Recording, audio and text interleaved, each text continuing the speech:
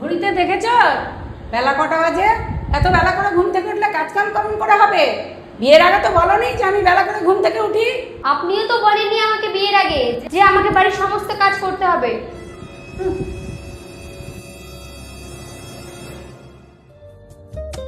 এইভাবে জিনিস কিনে কিনে আমার ছেলের টাকাগুলো নষ্ট করে দিল। বিয়ের আগে তো তুমি বলোনি এইভাবে টাকা উড়াও। কই, বিয়ের আগে তো আপনিও বলেননি যে আপনি এত কিপটে।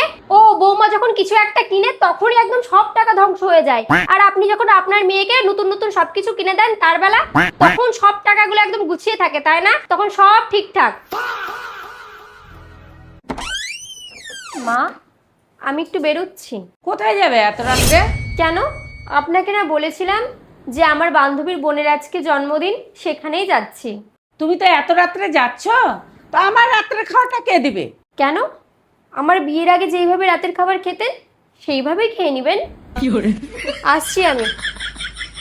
বাবা রে, মেয়ের কি চোপা!